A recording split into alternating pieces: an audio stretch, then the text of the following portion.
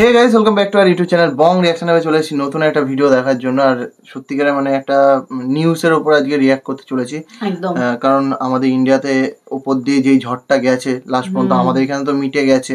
মিটে যাওয়ার পর আমরা সেইগুলো তো স্টক মানে করছিলাম, খবর দেখছিলাম, সবকিছু করছিলাম, আমরা সব জায়গায় খবর দেখছিলাম, বুঝতেও পেরেছি আমরা ঝড়টা বাংলাদেশে যেতে চলেছে, যাচ্ছে। আমরা সবাই এটা খবরে দেখেছি যে আমাদের ইন্ডিয়াতে দাপট করার পরে আমাদের পশ্চিমবঙ্গতে, তারপরে যাবে সেটা বাংলাদেশে। তার দাপট সেটাই প্রত্যেকবারই সেটাই হয়। সাইক্লোনে একই জিনিসটা হয়, হ্যাঁ, যেহেতু পাশাপাশি জায়গা তো তাই জন্য পার্শ্ববর্তী জায়গাগুলোতে এফেক্ট করে ফেলে। তো যাই হোক, সেটাই আজকে দেখতে বসেছি কারণ একটা নিউজ সামনে এসছে।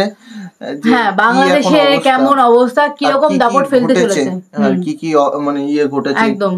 তো চলো বেশি দেরি না করে দেখেন।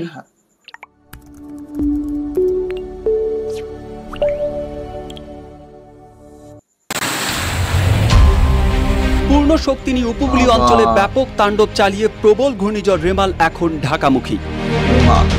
সন্ধ্যা 7টা থেকে 8টা নাগাদ এটি রাজধানী ঢাকায় আঘাত হানতে পারে। ঘূর্ণিঝড়টি বর্তমানে খুলনার কয়রা অঞ্চল থেকে আরও উত্তর দিকে অগ্রসর হয়ে এখন যশোর ও তৎসংলগ্ন এলাকায় অবস্থান করছে। তবে গতকাল দিবাগত রাত 9:30টায় ঘন্টায় 90 থেকে 120 কিলোমিটার বেগে আঘাত হানে ঝড়টি। মধ্যরাত থেকে ঝড়ের সঙ্গে জলোচ্ছ্বাসে তলিয়ে গেছে খুলনা, বাগেরহাট, সাতক্ষীরা, ভোলা, পটুয়াখালী, বরগুনা ও পিরোজপুরের বেশ কিছু বিস্তীর্ণ অঞ্চল। ঝড়ের তাণ্ডবে ভেঙেছে গাছপালা, বাড়িঘর ও বেড়িবাঁধ।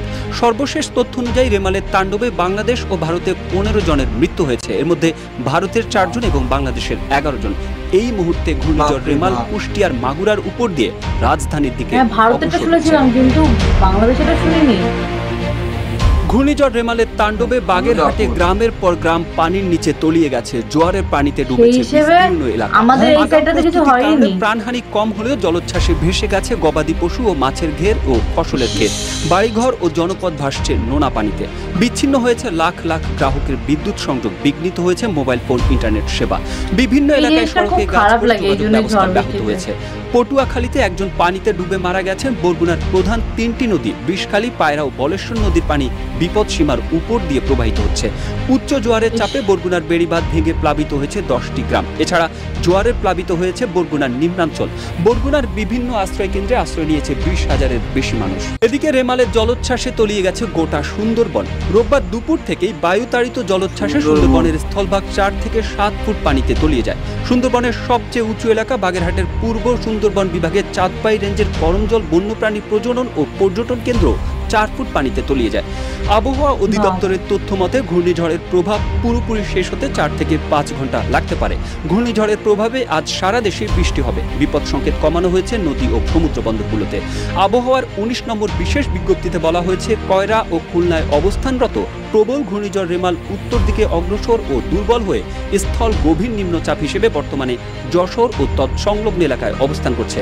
এটি আরও উত্তর পূর্ব দিকে অগ্রসর হয়ে ক্রমই বৃষ্টিপাত ঝরিয়ে স্থল নিম্নচাপে পরিণত হবে। মানে ভালোই ক্ষয়ক্ষতি করেছে। আর বিশেষ করে বাংলাদেশের সাইডে হচ্ছে নদী নালা বেশি, খুলনা সাইডটাতে নদী নালা যেহেতু বেশি, সেই কারণে জলপ্রপাত মানে বন্যা আকার ধারণ করেছে। অনেক জায়গা অনেক গ্রাম ভেসে গেছে। যেমন আমাদের এখানে সমুদ্র সৈকতের দিকটাতে কিন্তু অনেক ক্ষতি করেছে। হ্যাঁ, আমাদের এই সাইডটা কলকাতাতেও অনেক ক্ষতি করেছে। আমাদের এই দিকটা অতটা করেনি। এই সাইডে না, এই সাইডটাতে আমাদের বাড়িতে আমাদের হোম টাউনের এই সাইডটা একটু কম হয়েছে। সারা রাত হয়তো অনেক দাপট হয়েছে ঝড়ের, তারপরে তো সারা দিন বৃষ্টি, সোমবারে সারা দিন বৃষ্টি হয়েছে। কিন্তু ব্যাপারটা হচ্ছে মানে সেই রকম ক্ষতিটা আমাদের হয়নি। একটু গাছ ফাছ ভেঙেছে, কলকাতাতেও বড় বড় গাছ ভেঙেছে, মারা গেছে, শুনলাম, সেটা নিউজেই শুনেছি। কিন্তু বাংলাদেশে ভালোই ক্ষতি হচ্ছে। সেটাই মানে কি হয় ব্যাপারটা, ওই উপকূলবর্তী এরিয়াগুলো, সমুদ্র উপকূলবর্তী এরিয়াগুলো বেশি ক্ষয়ক্ষতি হয়। মানে সেইভাবে তো ফাঁকা এরিয়া পায় না। হ্যাঁ, সেটাই। আর যেহেতু তাণ্ডবটা বেশি করতে পারে, কারণ তখনই সঙ্গে সঙ্গে ল্যান্ডফল হয়। মানে মেন ইয়েটা কিন্তু চলে গেছে, এখনো কিন্তু যেগুলো করছে এগুলোর পিছনে যে লেসটা থাকে সেইগুলোতেই ক্ষতিটা হচ্ছে। আমাদের এখানে এখন ওই সেই একই ওয়েদার চলছে, লেসটা থাকবে এখন যতক্ষণ। এখন বাংলাদেশে গেছে, বাংলাদেশে তো তাণ্ডব করছে, আর আমাদের এখানে তাণ্ডব করে গিয়েও তাণ্ডব এখনো রয়েছে। সেটা হচ্ছে ব্যাপার। হয়তো এতক্ষণে যতক্ষণ ভিডিওটা আমরা পোস্ট করছি ততক্ষণে হয়তো একটু স্বাভাবিক হয়েছে ব্যাপারটা, সেটাই।